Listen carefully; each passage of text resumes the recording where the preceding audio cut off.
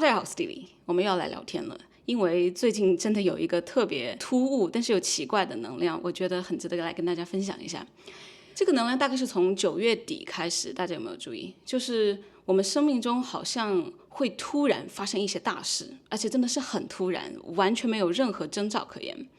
就比如说大概前2周，我有一个好朋友也是我的同事，他一直都在有申请工签，有延期他的工签了，我们也都觉得没有问题，而且我们还有一起计划10月底的万圣节我们要穿成什么一起去工作。可是呢，就在前2周，他突然跟我说，政府发的文件说他必须立刻停止工作，90天以后需要离境。这件事情真的是让大家非常的措手不及。他可能之前都一直都是计划，可能我这2年我就会一直待在加拿大继续这份工作。包括店里的老板也是，因为他是一个在我们店还蛮重要的角色，所以很多计划全部都要在一个很短的时间内重新打乱，比如说重新招人，重新培训一个新的可以替代他的一个职位。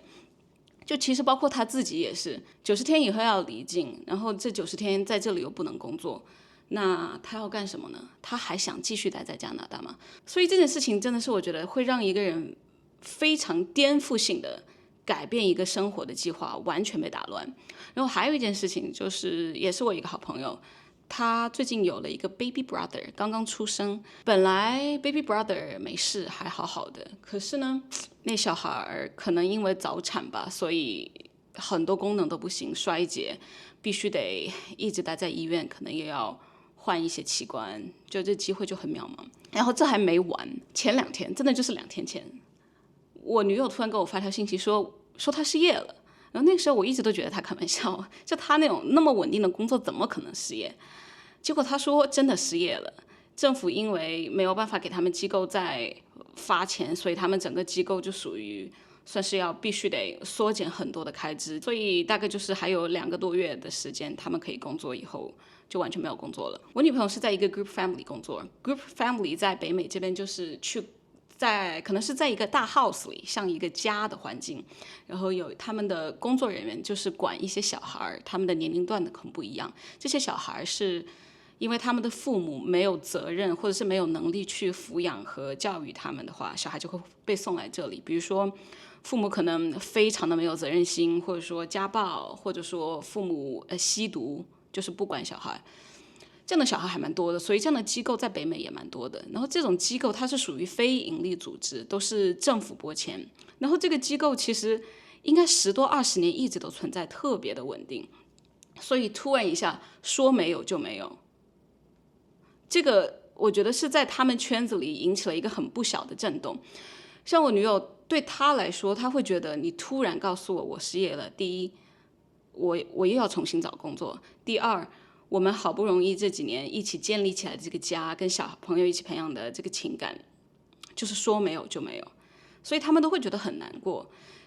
像一些比如说他的主管已经是真的是在他们的这个机构里待了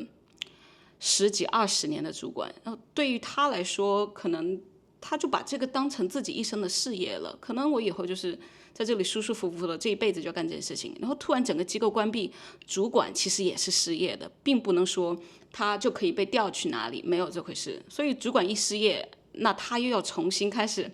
在40几岁快50岁的时候重新开始思考自己的人生，自己到底要做什么。我觉得真的是一个非常不小的冲击。然后我昨天看到我女友的室友，也是她的同事，那个打击真的很大。他可能也一直都觉得我很喜欢这个工作，我以后一辈子也就是在这里工作，所以也没有想说要去找其他的工作。一旦这个消息出来以后，我发现他这几天他都根本起不来床，就是那个状态特别的糟糕。我觉得对我来说最明显的冲击可能并不是带给我的，并不是惊恐或者怎么样。我前2周在山里面拍东西，然后我有一个非常好的朋友，我2年多都没有见他了吧，也算是一个长辈级的朋友，他住在洛杉矶。他突然就问我说，你下周有没有空，我飞过来看你。然后当时的那个冲击也是，我觉得我可能这几年之内都不会见到他，然后我也从来没有想过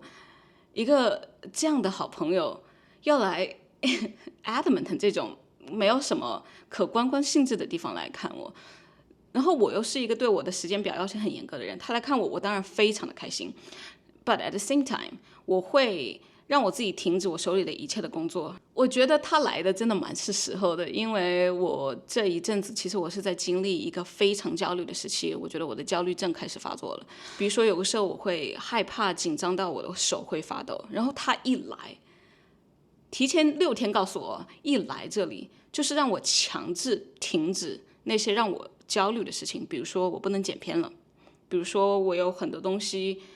自己对自己的要求我做不了，我必须停下来放松，好好的跟他一起玩。然后这件事情让我反思的是，我觉得这个突然来拜访的朋友非常的及时，而且也真的让我停下来以后好好的又重新思考了一下自己的过去、自己的现在和自己的未来。他也在我生活的各个方面给了我很多很好的建议，然后再回想其他朋友身边的人的这些 big wave， 这些突如其来的发生的事情，我觉得变化是好事。它虽然让人心里有点难以承受，让人好像接受不了，需要时间，但是改变总是好的。改变可以，我觉得这些事情的发生可以让我们更加的跟自己 align，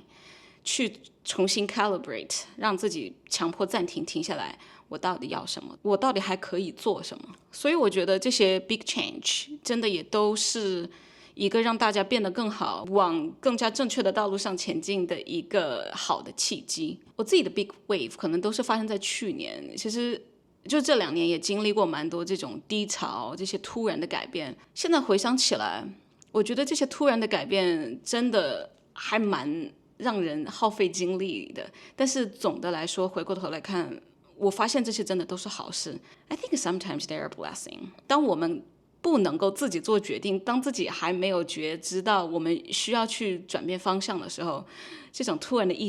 击 kick you out of your comfort zone 是一个蛮好的事情。对，所以看看过去的我，再看看现在的我，是不是有变得没有再那么难过了呢？如果你正在经历这一波能量的话，也不用害怕，因为很多人都在一起经历这波能量。相信这些不舒适感永远都是把我们推向一个更好的地方，让我们更加接近自己。所以今天就是就这个最近特别奇怪的能场给大家做一个来自我自己感受的分享，希望对大家有帮助。好了，今天的分享就到这里。如果你喜欢我的影片的话，不要忘记帮我按赞、留言、分享哦。OK， 我是 Steely， 我们下次再见，拜。